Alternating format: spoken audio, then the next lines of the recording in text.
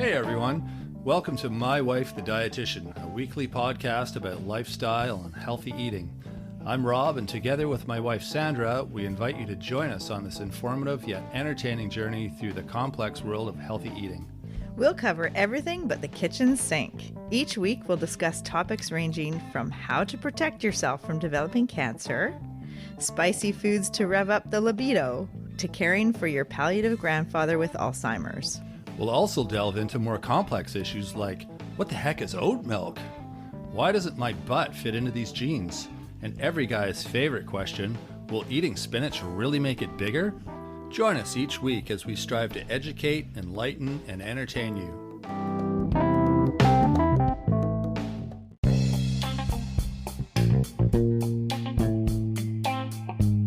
Okay, hands up if you're here for part 2 of eating to maintain healthy immunity. All right, okay. This looks like the one person in the back there that needs to go listen to part 1 first. Everyone else is good. So, welcome to part 2 of eating to maintain healthy immunity. On last week's episode, we talked about some key nutrients that are important for a strong immune system. We also discussed the importance of getting those nutrients from your food instead of supplements. Join us now as we continue our discussion on eating healthy to maintain immunity. Hey, Sandra. So, welcome back. Hi, Rob. Oh, hi, Sandra. So we're here talking about part 2 of eating well to maintain a healthy immune system. Yes, we are. Perfect. Okay. I do want to mention to focus on balance. So healthy eating and balance, but not just with your diet. So to help keep your immune system healthy all year long, focus on a balanced eating plan. Okay, I was wondering where you're going with that. I thought you were going to start talking about yoga. No, I am actually. Oh, okay. Adequate sleep, physical activity, and stress management. Oh, balance with all those things you mean. And yoga definitely fits And yoga. in there. Okay, sure. There's 8 different vitamins and minerals that we're going to discuss, and we've already covered the beta carotene, which is a precursor to vitamin A. Right. And which is fat soluble, by the way. And it turns your skin orange, by the way, if you eat too much. More if you're taking high dose supplements. But vitamin C, we talked about, vitamin D. And we're actually not going to start with zinc because that is Z. And so that will be at the end. So we're going to next talk about vitamin E and selenium, and then zinc and probiotics and protein. So we are going to talk about zinc before the end, but that's okay. We have a different alphabet here. We don't pay attention to the rules. Okay. Yeah, so vitamin E. There is a reason. You'll find out why when Sandra starts telling about zinc and vitamin E and selenium, because apparently they're all related somehow. Oh, wow. Now you're doing it. Hey, I listen. That's good. Okay. All right. Well, so, vitamin E. Vitamin E. Yeah. Okay. It's fat soluble. So there's 4 fat soluble vitamins. Fat soluble vitamins. Did we talk about what fat soluble means? I know you and I did like the other day. I don't know if we were recording when we were talking about it or not. So maybe just explain again what that means so people understand. Yeah, well, okay, there's fat-soluble vitamins and water-soluble vitamins, and vitamin C is an example of a water-soluble vitamin, and so it gets used up fairly quickly and peed out if you have too much of it, so it doesn't get stored in the body, whereas fat-soluble gets stored. Right, that sounds familiar. Right, Okay. So with the fat-soluble vitamins, there's vitamin A, D, E, and K. They're all fat soluble. Okay. So they do not leave your body quickly. They stay in the body. Right. And we did mention that vitamin D is it's a sunshine vitamin, and in the winter in North America, like in Canada especially, you're not going to get the sunshine, or the vitamin D hormone doesn't convert in your skin. Right. So that's one that it would be a good idea to have a supplement if you're not if you're not eating the right foods, and if you're not, well, like we said, the fish is the biggest source of vitamin D. Right. The other thing we should mention too, and maybe you did, but there are certain kinds of fish that you don't want to eat too much of, right? Because of too much something. The heavy metals. Right. Yeah, the mercury. Mercury, that's the one. Yeah. So it's just, unfortunately, in our environment, is, the ecosystem's getting affected by the toxins, and the buildup is in the bigger fish. So the bigger fish, like the big ocean fish. Big ocean fish that are predators. So shark has a high level of mercury, and I think snapper. There's a list on Health Canada of the various big predatory fish. So goldfish are safe then? So salmon's a good one that doesn't have the accumulation. And you just blew me off there. Well, I don't eat goldfish. I had to swallow a goldfish once. Okay. Anyway. Okay. Yeah. We're getting sidetracked already. The little fish. Yeah, we totally are. The little fish like sardines and those are, and anchovies, they have less of that mercury buildup. But anyways, let's go back to our immune nutrients that we wanted to talk about. Oh, right. That's why we're here. So yeah, vitamin E, it's fat soluble, and it acts as an antioxidant. And we discussed what antioxidants are last time. We're learning. Yes. And it's found, vitamin E is in almonds, sunflower seeds, peanut butter, spinach, broccoli, and it helps to protect the immune cells from damage. I'm starting to see why spinach is such a superfood, because it seems to be have a bit of everything in it. That's good for you. Yeah, totally. It's a leafy green too, so it's loaded with phytochemicals and those those plant chemicals that we talked about, right? The flavonoids and the carotenoids, and those really beneficial plant chemicals. But the one other thing, avocado. Vitamin E is avocado is a rich source of vitamin E. And is that something we need a lot of?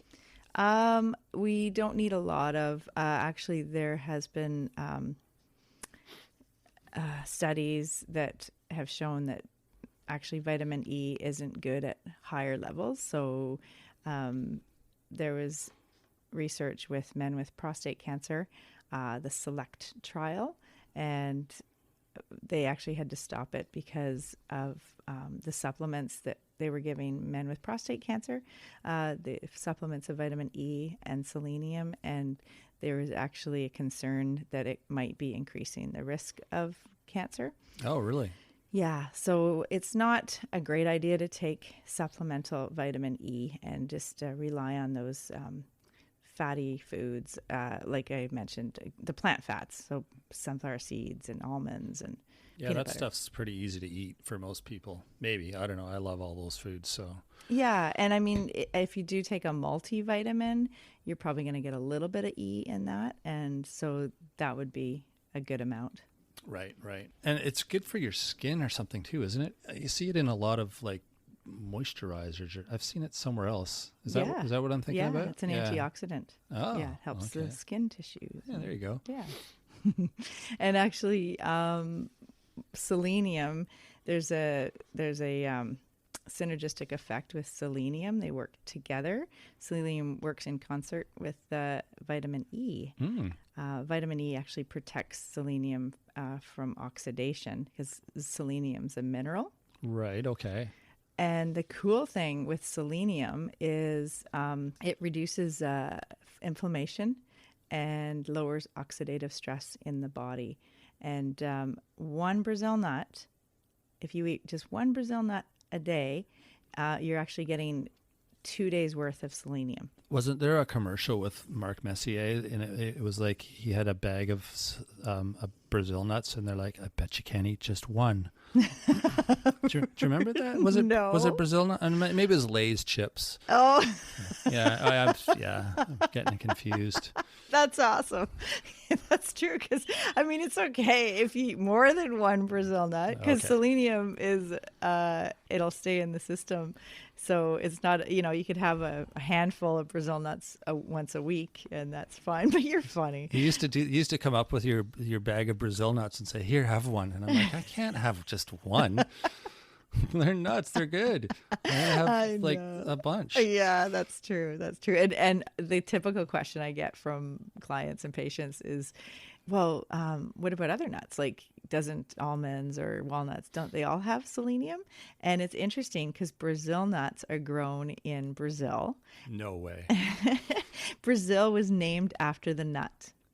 Really? Yeah, because it was the biggest commodity of the country. And so they actually... and they export them. And anyways, their soil is rich in selenium. Okay. And so the Brazil nut is rich in selenium. And in the Pacific Northwest, where we live, it's lacking in the soil here. But we do have hemp. That's right. But selenium is a mineral in the soil. And it's a little bit different. That's a different topic, Rob. You are a wealth of information, Sandra. Yeah. So, if you eat a local diet, like the, 100-mile diet, is that what it's called? Exactly. Yeah. Then you could potentially be lacking in selenium. Oh, right. So unless you live in Brazil. And then you'll be getting lots of it. That's right. You're hilarious. So for all our Brazilian listeners, you're okay. You're good. So funny. So people ask, well, where else can you get them if you don't like Brazil nuts or you have an allergy to nuts? You could also get selenium there's some in tuna and whole grains. All whole grains? I know that in pasta, so the soil in Saskatchewan and the prairies where they grow the wheat for pasta, that is got a good level of selenium. But not as much as a Brazil nut? No. Okay. But there's some. So you need to eat a lot of pasta. No, you don't. No, I'm just joking. No, but I would suggest, you could have tuna once in a while, like once a week or once in a couple weeks. You're having some pasta. That's the whole thing about the balance of nutrition. And, you don't have to do all these things every single day. You have variety, and then you're going to get different nutrients from different foods. And then that creates that balance. Exactly. Gotcha. You got it. Yeah, you can get a little bit crazy with, checking off your list of, did I get this? Did I need this? Oh, I got to have some of this. And that's not good for your mental health, I'm sure, to be, you think of how much you're eating every day. If you're doing that at every meal and every time you eat, you're going to drive yourself crazy. So like Sandra said, it's just eat a well-balanced diet, and you'll probably be getting most of what you need. Absolutely. Yeah, no, you're right. It's it can cause some OCD behaviors where you're making sure, oh my goodness, I was low on my vitamin C today, or I didn't get enough selenium or whatever. And that's the thing with all those devices you can get now, like a wearable device or your smartphone where you can input track your food. Yeah. And then I think that becomes a little bit obsessive, and it's good to kind of maybe do that for a little while and get an idea of what you're eating and what you're getting from your diet, and then just, live. Exactly. Just live. That's great advice. It really is, right across the board. That's right.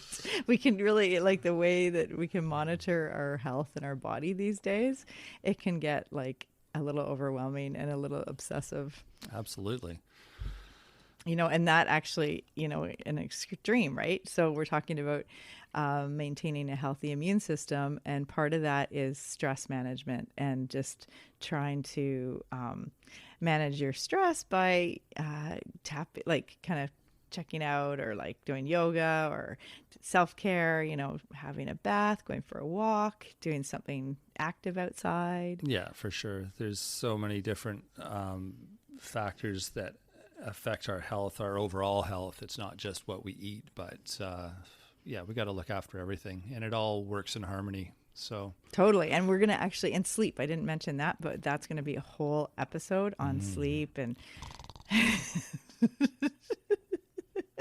and how diet can impact your sleep, and how there's a balance with that, and physical activity, and all there's of that. So much to talk about. We're going to be here forever.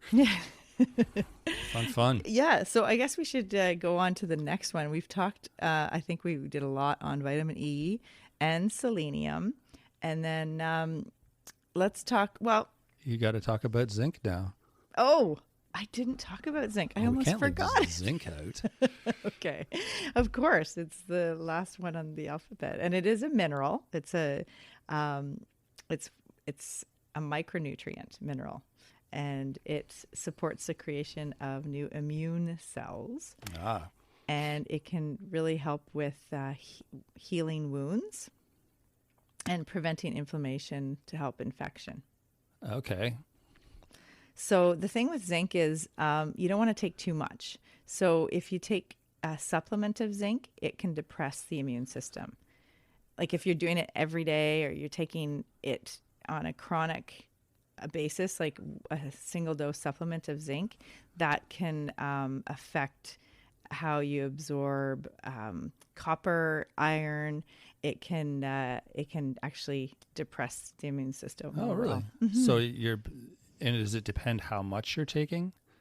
Yes. Okay. Yeah. Oh, yes. The dose. It's always dose dependent. But you right? said if you're taking it every day, it's like too much every day. If you're taking a little bit every day, that's okay. Yeah. Okay. Yeah. Well, you get it in your food. You get it in seafood, like oysters, and we're going to talk about that with the Sexy Foods podcast episode. Zinc is in chicken and beef, whole grains and oats, lentils, beans, nuts and seeds, and yogurt and tofu. Wow, it's everywhere. Yeah, it's pretty widespread. It's in, a lot of different foods. And just tiny little bits, I'm guessing. It's a micronutrient, so we just need a little bit for our health, right, for our immune system. And is there some relationship with men and zinc and prostate cancer or something? Yeah, absolutely. Or it's it helps with fertility, and it helps with the with sperm production. So you want to have enough zinc, but not too much, because then on the other end of the spectrum, older men. Too much sperm. Older men could get prostate cancer. Sorry. I'm getting you sidetracked. Anyway, so that's another reason that you don't want to take too much zinc in a supplement. All right. And you said where it's from everywhere. Lots of different foods have zinc. That's right. All right. And you're probably wondering how much. I was totally wondering how much. So upper limit of zinc is 40 milligrams a day. Oh. So 40 milligrams, and that's across the board. That's not much. No. Like, I see some of the containers are 50 milligrams or more. Yes. So yes, exactly. That's like way too much. Yeah. And they're selling you that. Yeah, upper limit is 40, and all men need is 11 milligrams a day. Women need 8 milligrams a day. So if you're taking a supplement of 10 milligrams, or if there's a little bit of zinc in your multivitamin mineral, that would be okay. But if you are taking, say, 50, because I see there's a formulation of 50 milligrams a day, in a supplemental form, plus you're eating seafood or Right. grains or nuts and seeds and all those other foods I just mentioned, then you probably could be getting a little bit too much too often. Can you take that like once a week then? Yeah, it is, because it's a mineral, it stays in your system. Okay, there you go. So maybe that's what its purpose is. Yeah. Like, yeah. Yeah. What its purpose. Yeah. No, I mean it's designed to be taken once a week versus once a day. Oh, you mean the kind that are on the shelf that are 50 milligrams? Yeah. Oh, yeah. I don't know. I mean, the companies do whatever they want. Do whatever they're allowed to do. Yeah. I don't know. I think they sidestep a lot of. Do you think? I don't know. Yeah, we won't go there. Yeah. All right. So look at that. We went to vitamin A, beta carotene, C, D, E, selenium, zinc. Awesome. Now, what did you said there was a relationship with zinc and selenium and vitamin E? They all work together. Or something? Well, selenium and vitamin E work in concert together. Right. Zinc and selenium have similar cofactors. So meaning they are, if you take too much of one, it will reduce the bioavailability of the other one. Oh, interesting. And then so you can actually, because they compete with each other for absorption. And so if you're taking too much of one, you can actually get a secondary deficiency in the other one. Okay. See, who knows that stuff? I mean, it's crazy how much information out there probably the general public has no clue about, and we're just popping stuff thinking we're doing the right thing, but really we're actually hurting ourselves. Yeah, potentially. Potentially. And the thing is, too much calcium can reduce the absorption of zinc. Too much iron can reduce the absorption of zinc and reduce the absorption of copper. And too much copper can reduce the absorption of zinc and the absorption of selenium. So there's all these little relationships and bioavailability of the various minerals. Yeah, that's crazy. I remember you've always told me too that drinking coffee in the morning, the coffee, if you have your vitamins first and then drink coffee, your vitamins don't get absorbed. Yeah, you should actually, it's usually with most vitamins and minerals, taking them with food is a good idea, because then the presence of food helps with, you got your salivary glands going and all the digestive juices flowing, and that's when your body is absorbing everything. So there might be, iron, I think, is one that you can take without food. But most of them, it's good to take with food. Right. Yeah, and there are factors like coffee, the oxalates in coffee and tea can affect the absorption of iron and various minerals and vitamins. Yeah. So I always take my vitamins after my coffee now. Well, take it with your breakfast. Well, that's after my coffee too. So. Okay, so on to the next, what's next on the list there? Well, first, I just want to mention if for toxicity symptoms and for zinc, I mentioned that you could reduce your immune system, but it's also people can get headaches, loss of appetite, nausea, and vomiting. And so there is, some symptoms related to zinc toxicity, like getting too much. Okay, interesting. There is deficiency symptoms too for zinc. So like if you don't get enough zinc, so if you're not... So you're basically, if you're not eating, because it's in everything by the sounds of it. Yeah, but there's people that are malnourished or Sure, they're malabsorbing, so they're not absorbing the zinc they should be getting, and then that decreases their immune system. Right. And increases inflammation. It causes diarrhea if you're not, if that's a deficiency symptom, is diarrhea. And also with kids, their growth and development is stunted. Oh, really? Yeah. Well, I guess just pay attention to yourself and eat a balanced meal. That's right. Yeah. with lots of protein and probiotics. Yeah. Oh, that's the other two that we're going to talk about. That's right. We should talk about them then. Protein, definitely. I mean, we all need to make sure that we're getting some protein in each meal if possible. So, the plant-based proteins are excellent: beans, lentils, nuts, seeds, and then, of course, if you want eggs and chicken and fish and seafood, beef, they all have, that's a good, amino acids are the building blocks of protein. And we need that for our body to run well and to build our immune function. Right. I noticed that my oatmeal has protein in it. Yeah, there's protein in oats. I didn't know that. There's a lot of protein in oats. It was like 8 grams of protein in like a third of a cup. And I eat like a lot of oatmeal. So I was like, that's a lot of protein. I had no idea. And it's good because you put different nuts in there. So like the almonds or the walnuts or the pecans or whatever nuts. And then you see the seeds, the pumpkin seeds are full of protein. Yeah. Hemp hearts, chia seeds. Blueberries. That's my antioxidant. Yeah, excellent. Yeah. Yes. And fiber. I mean, the oats have good fiber too, and so do the nuts and seeds. But yeah, it's all that's an excellent breakfast actually. Oats with nuts and seeds and then some berries. Yeah, excellent. And then I just put white sugar all over the top of it. Yeah, you do not. It's delicious. You do not. No, I do not. Here, I'm just being silly. Yeah, okay. Yeah, it's the perfect breakfast until. Yeah. Although it still would be better than Frosted Flakes or whatever. Yeah. I mean, it's loaded with good nutrition. Protein. Okay, so we talked about protein. A question about protein, and I think it's one of those things that is maybe a lot of people want to know, especially if they're exercising and working out.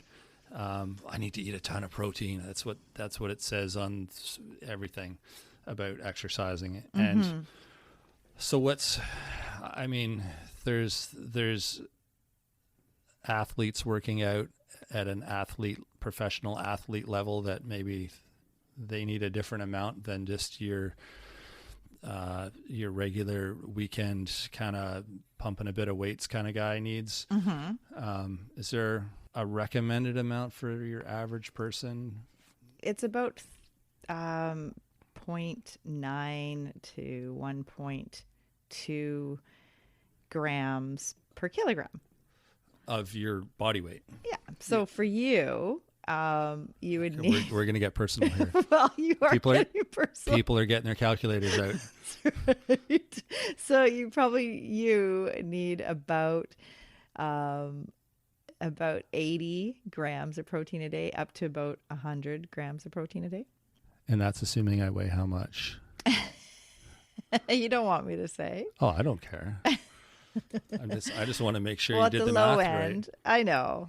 Well, it's I'm saying I weigh about 185 pounds. Okay, I did it's it. Pretty average male.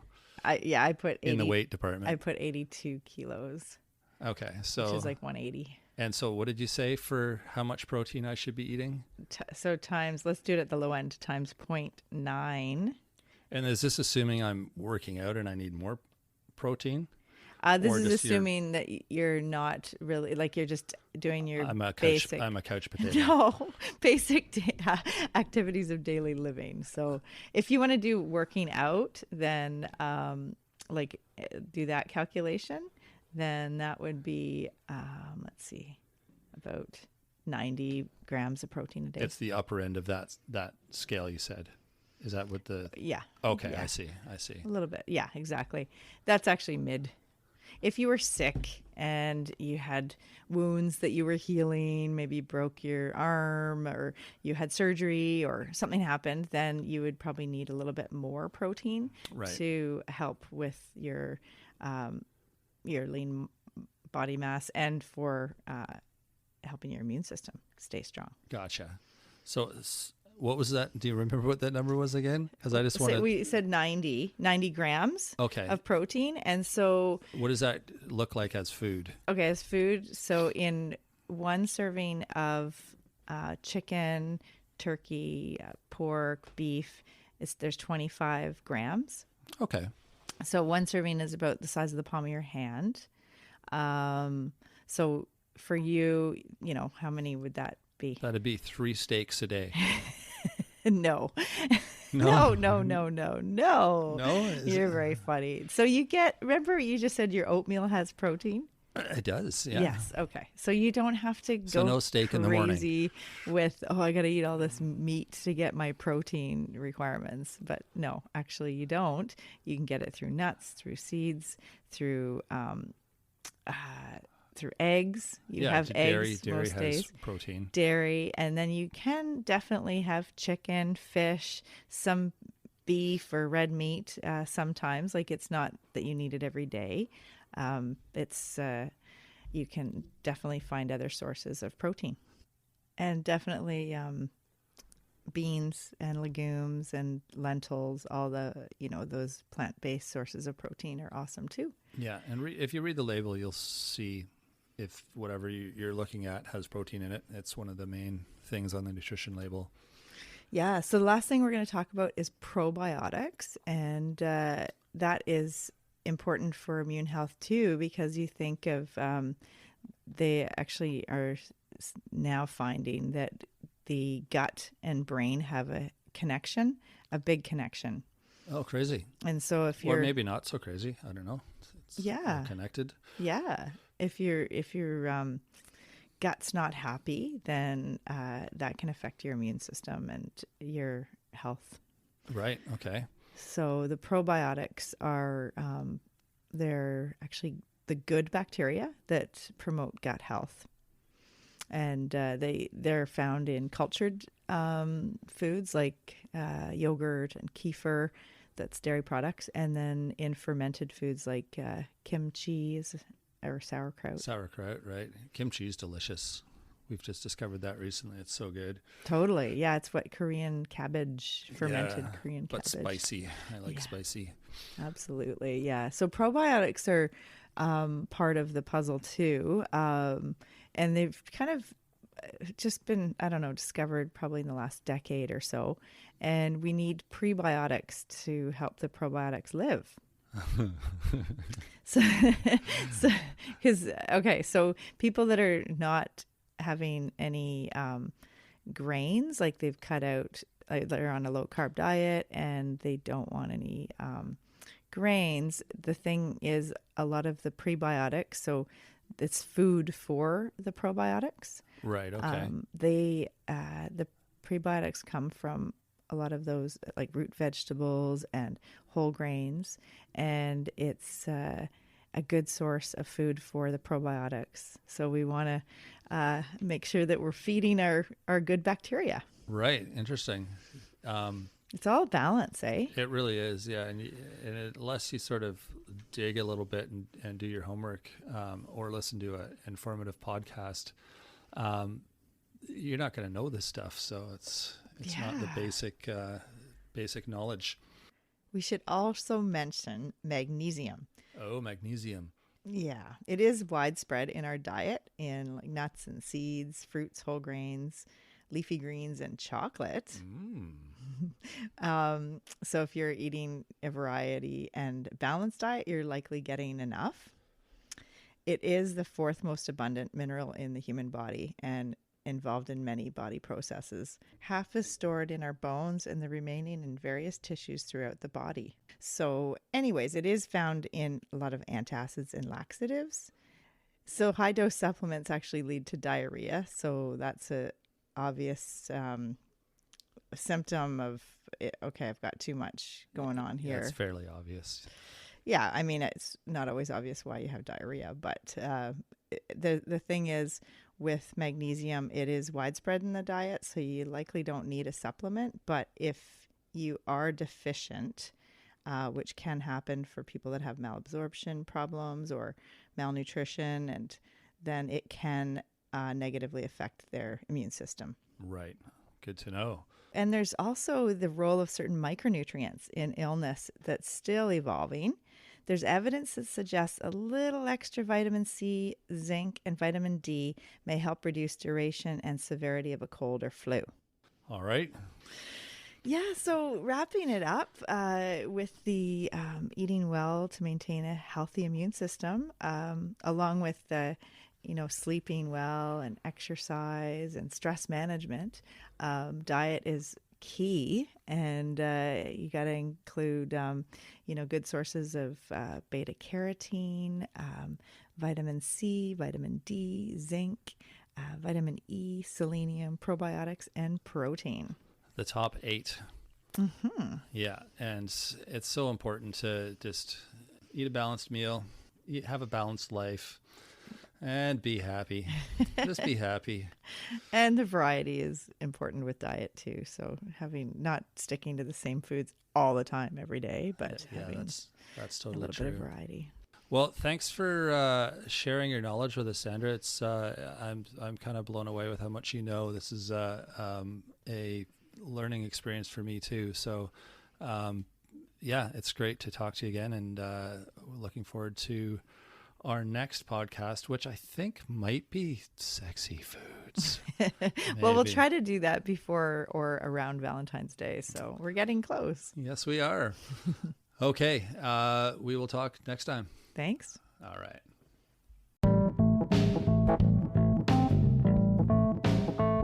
Thanks for joining us today on My Wife the Dietitian. If you like what you heard, don't be shy. Leave us a comment or review, and be sure to share our podcast with your friends. If you'd like to hear more, hit that subscribe button. You can also follow us on our social media pages for updates, episode trailers, and other odds and ends. For more info and links on what we discussed on today's episode, check the show notes. We'll be back next week with another informative and fun-filled episode.